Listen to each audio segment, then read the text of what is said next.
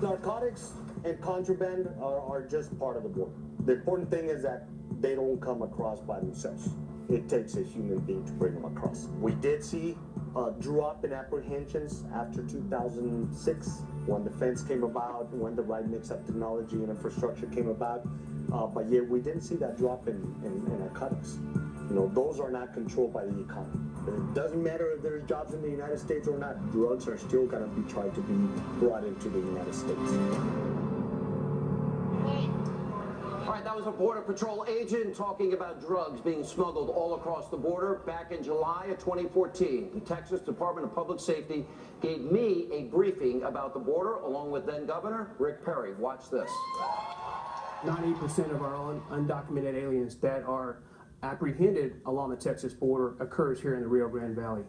84% of other than Mexicans that are apprehended in Texas occurs here in the Rio Grande Valley area. Criminal aliens have been responsible for about 642,000 criminal offenses. You've got homicides over 3,000 committed by criminal aliens.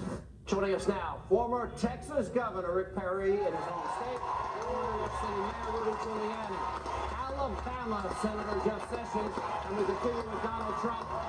What a warm Austin welcome.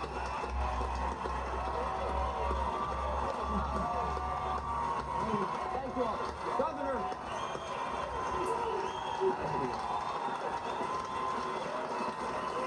Governor, I was not supposed to be in that briefing with you. Obama was supposed to be there, but he didn't go. Now, for those of you that couldn't see the monitor, that showed from 2008 to 2014, 7-year period, in your state while you were governor, 642,000 crimes committed against Texans alone, including murder, rape, all sorts of crimes. That is, to me, the most underreported story in the country. Tell us about it. Well, the real issue for me is that southern region of that border, and that was what we brought to the attention of you and your viewers and the people of this country, that 150-mile region. Mr. Mayor, 53% of all the apprehensions along the entire 1,800-mile border from Tijuana to Brownsville occurred right there. Wow. And what we wanted to show the president was that, look, Mr. President, you fish where the fish are. And you go where the problems are. I mean, they get up and they talk about, oh, we put this much money into Border Patrol, or we've done this much, or we've done this much on border security. And the fact is, they're putting the resources in the wrong places. If they would put the resources along that southern region where the real problems are, then you would see extraordinary impacts. And we saw by putting our law enforcement already on the border, driving down those. One thing I do know, when Donald Trump is the President of the United States, we'll have somebody that cares about securing that border. I know that. You know, you'd be there.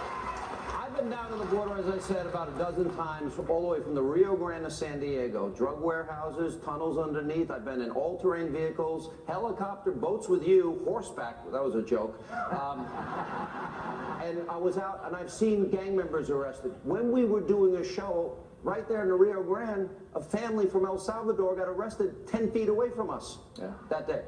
Governor, sorry, he's America's mayor, Rudy Giuliani, good friend of mine. You know, I watched all the years that you were the mayor of New York City, and you took a murder rate of 2,500 about a year, and you drove it down to about 500. You had 650,000 New York City residents alone on welfare. What was the number when you left? We got it down by 600,000. Okay. And here's my question. Donald Trump says extreme vetting. Donald Trump says control the border. I remember the media went after you with a vengeance like they went after him. True or false? I remember. I had all the scars back here. Yeah. They're back there. Hundreds of New York Times editorials when I required people on welfare to work.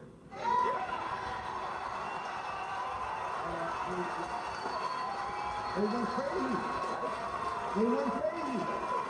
I required them to work 18 hours a week, and I went to all of the different places I could go where the poor people lived, and I said to them, I'm doing it for your good, because I want you to, I want you to get up in the morning and go to work. And Rick is absolutely right. The program that helped us the most in reducing crime was the CompStat program. And you know what the CompStat program did? It took our police department, and instead of having them sitting in precincts where there was no crime, the CompStat program, because he analyzed crime every day, moved the police around to where the crime really was. One of the reasons we had so much crime in New York was because we were, as Donald Trump occasionally says, we were stupid. I